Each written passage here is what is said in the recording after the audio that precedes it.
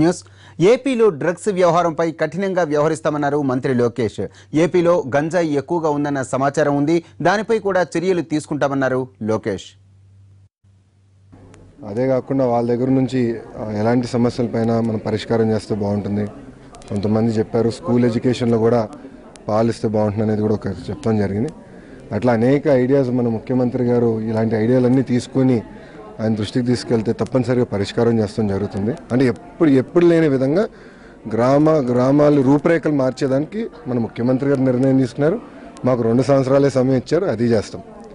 ఐటీకి వచ్చేగల నేను ఒకే టార్గెట్ తీసుకున్నా, రాబోయే 2 సంవత్సరాలు లక్ష ఐటీ ఉద్యోగాలు క్రియేట్ చేయాలి. ఎలక్ట్రానిక్స్ మ్యానుఫ్యాక్చరింగ్లో 2 లక్షలు. సో నా టార్గెట్ 3 లక్షలు.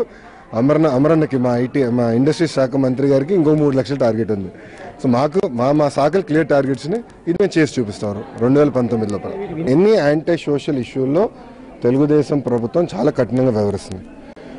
ఆంధ్ర రాష్ట్రంలో ఇప్పటికే 5,000 కెమెరాలు ఉన్నాయి, ఇంకో 10,000 కెమెరాలు కూడా ఇన్స్టాల్ చేస్తున్నాం.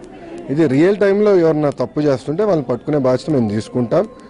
మనకి కొంచెం ఉత్తరాంధ్రలో కొంచెం ఈ గంజాయి ప్రాబ్లం ఉందని కూడా మా దృష్టికి వచ్చింది. ముఖ్యమంత్రి గారు చాలా క్లియర్ డైరెక్షన్స్ ఇస్తున్నారు దీంట్లో. ఇప్పుడు మీరు బెల్ట్ షాప్ విషయం కూడా చూశారు. ఆయన ఒక్కసారి తెలుసుకున్న తర్వాత యుద్ధ ప్రాతిపదికంగా దాన్ని పరిష్కారం చేశారు.